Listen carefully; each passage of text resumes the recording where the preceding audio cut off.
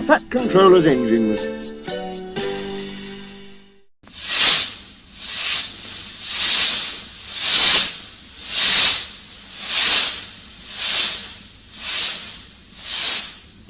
One evening, Thomas brought his last train to the junction. He went for a drink. "I'm going to the big station," he said to Percy and Toby. "So are we," they answered.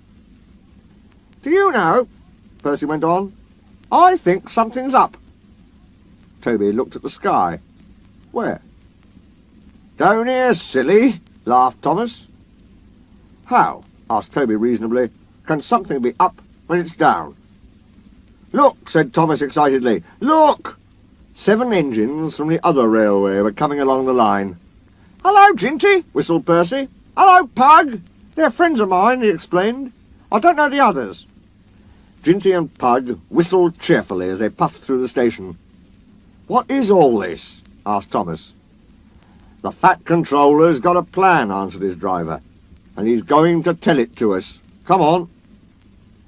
So they followed to the big station at the end of the line, where all the engines had gone. The Fat Controller was waiting for them there. "The people of England," he said, "read about us in the books, but they do not think that we are real." "Shame!" squeaked Percy. The Fat Controller glared. Percy subsided. "So," he continued, "I am taking my engines to England to show them. Hurrah, hurrah, hurrah, hurrah, hurrah!" The engines whistled. The Fat Controller held his ears. "Silence!" he bellowed. "We start the day after tomorrow at 8 a.m. Meanwhile, as these engines have kindly come from the other railway to take your place, you will show them your work tomorrow." Next day, as Annie and Clarabel were going to England too, Thomas and Ginty practised with some other coaches. Thomas was excited. He began boasting about his race with Bertie. "I whooshed through the tunnel and stopped an inch from the buffers, like this. Crash!" The buffers broke. No one was hurt, but Thomas's front was badly bent. They telephoned the Fat Controller.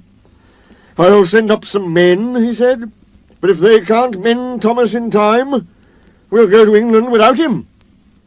Next morning, the engines waited at the junction. Toby and Percy were each on a truck, and Duck had pushed them into place behind Edward. Henrietta stood on a siding. The Fat Controller had called her a curiosity. "I wouldn't dream of leaving you behind," he said. "I'll fit you up as my private coach." She felt very grand. Gordon, James and Henry were in front. They whistled impatiently. The Fat Controller paced the platform. He looked at his watch. "1 minute more," he said, turning to the guard. "Peep, peep, peep!" whistled Thomas, and panted into the station.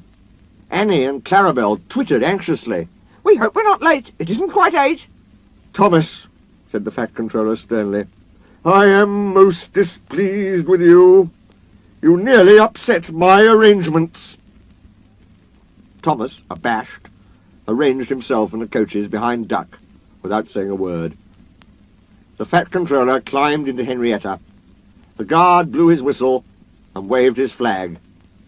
The engines whistled, "Look out, England! Here we come!" and the cavalcade puffed off. The engines stood side by side in a big airy shed. Hundreds of people came to see them and climbed in and out of their cabs every day. They liked it at first, but presently felt very bored and were glad when it was time to go. The people along their line put the flags out and cheered them home. "We are glad to see you," they said. "Those others did their best, but they don't know our ways. Nothing anywhere can compare with our Fat Controller's engines."